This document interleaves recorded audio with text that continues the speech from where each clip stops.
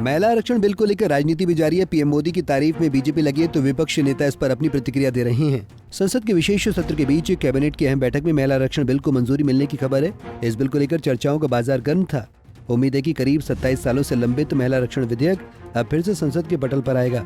वहीं राजनीतिक गलियारों में ये सवाल उठ रहा है कि इतने समय में बिल अधर में क्यों लटका हुआ है। चलिए हम आपको बताते हैं कि इस बिल के पारित न होने की वजह। लेकिन वजह जानने से पहले आपको ये जानना जरूरी है कि आखिर महिला आरक्षण बिल क्या है और इससे महिलाओं को क्या फायदा मिलेगा। जानने के लिए देखिए ये खास रिपोर्ट। क्या है महिला आरक्षण बिल?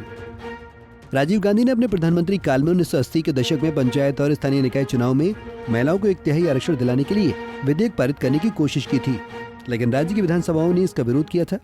उनका कहना था कि इससे उनकी शक्तियों में कमी आएगी। पहली बार महिला आरक्षण बिल को एच.डी. देवगौड़ा की सरकार ने 12 सितंबर 1996 को पेश करने की कोशिश की। महिला आरक्षण बिल 1996 से ही अधर में लटका हुआ है। उस समय एच.डी. देवगौड़ा की सरकार ने 12 सितंबर 1996 को इस बिल को संसद में पेश किया था, लेकिन पारित नहीं हो सका था। ये बिल 81वें संविधान संशोधन विधेयक के रूप में पेश हुआ। बिल में संसद और राज्यों की विधानसभाओं में महिलाओं के लिए 33% आरक्षण का प्रस्ताव था। इस पर 33% आरक्षण के भीतर ही अनुसूचित जाति यानी एससी, अनुसूचित जनजाति यानी एसटी के लिए उपारक्षण का प्रावधान था, लेकिन अन्य पिछड़ा वर्ग के लिए आरक्षण का प्रावधान नहीं था। इस बिल में प्रस्ताव है कि लोकसभा के हर चुनाव के बाद आरक्षित सीटों को रोटेट किया जाना चाहिए। आरक्षित सीटें राज्य या केंद्र शासित प्रदेश के विभिन्न निर्वाचन क्षेत्रों में रोटेशन के जरिए आवंटित की जा सकती हैं। इस संशोधन अधिनियम के लागू होने के 15 साल बाद महिलाओं के लिए सीटों का आरक्षण खत्म हो जाएगा। संसद में 27 साल पहले हुआ था पेश। 1998 में 12वीं लोकसभा में अटल बिहारी वाजपेयी की एनडीए की सरकार आई। इसके कानून मंत्री एन थम्बीदुरई ने महिला आरक्षण बिल को पेश करने की कोशिश की थी, लेकिन सफलता नहीं मिली। एनडीए सरकार ने 13वीं लोकसभा में 1999 में दोबारा महिला आरक्षण बिल को संसद में पेश करने की कोशिश की, लेकिन सफलता नहीं मिली। वाजपेयी सरकार ने 2003 में एक बार फिर महिला आरक्षण बिल पेश करने की कोशिश की, लेकिन प्रश्नकाल में ही जमकर हंगामा हुआ और बिल पारित नहीं हो पाया।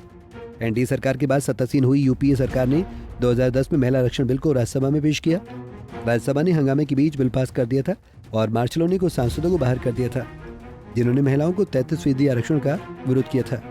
हालांकि ये विधेयक रद्द हो गया और क्योंकि लोकसभा में पारित नहीं हो सका था। 2019 के लोकसभा चुनाव से भी 2 साल पहले यानी 2017 में कांग्रेस अध्यक्ष रही सोनिया गांधी ने पीएम मोदी के नाम इसे लेकर चिट्ठी लिखी थी। आरजेडी सांसद मनोज झा ने क्या कहा? लगातार बयानबाजी के बीच आरजेडी सांसद मनोज झा ने भी इस पर बयान दिया। कहा कि महिला आरक्षण बिल 2010 में क्यों नहीं पारित हुआ। सुनिए उन्होंने क्या कहा। ये बिल क्यों नहीं पास हो पाया? क्योंकि सर्वसम्मति ये थी, जो विरोध कर रहे थे उनका ये मानना था कि जब तक इसको आप इंद्रधनुषी आकार नहीं देंगे, यानी कि ओबीसी, एससी, एसटी को अगर आप इसमें समावेश नहीं करते हैं तो ये आधा अधूरा है, ये खोखला है। और कमाल की बात ये है कि ये कब से लागू होगा इसकी कोई क्लैरिटी नहीं है। जनगणना ही नहीं हुई, डिलिमिटेशन होगा। हम जातिगत जनगणना की मांग कर रहे हैं। तो एक गांधी जी ने क्रिप्स मिशन के बारे में कहा था, तो ये पोस्ट डेटेड कमिटमेंट है from somebody who has failed, whose credibility is all time low। बस इतना ही मुझको कहना। ओबीसी, एससी, एसटी महिलाओं को आरक्षण देने की मांग। महिला आरक्षण बिल पर सोनिया गांधी ने क्या कुछ कहा, सुनिए। अध्यक्ष महोदय, खुद मेरी जिंदगी का यह बहुत मार्मिक क्षण है।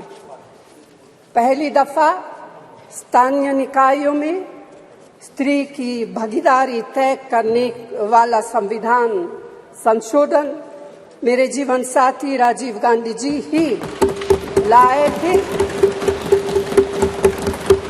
उन्होंने लाए थे जो राज्यसभा में 7 वोटों से गिर गया था। बाद में प्रधानमंत्री पीवी नरसिम्हा राव जी के नेतृत्व में कांग्रेस सरकार ने ही उसे पारित कराया। आज उसी का नतीजा है कि देश भर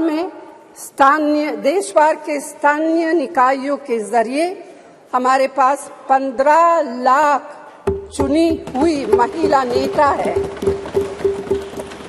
राजीव गांधी जी का सपना अभी तक आधा ही पूरा हुआ है। इस बिल के पारित होने के साथ ही वह पूरा होगा।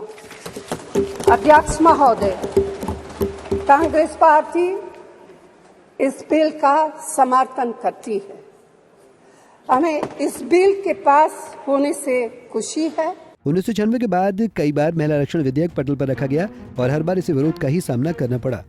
इसी वजह से अभी तक ये बिल अधर में लटका हुआ है। Bureau report, Punjab Kesari TV.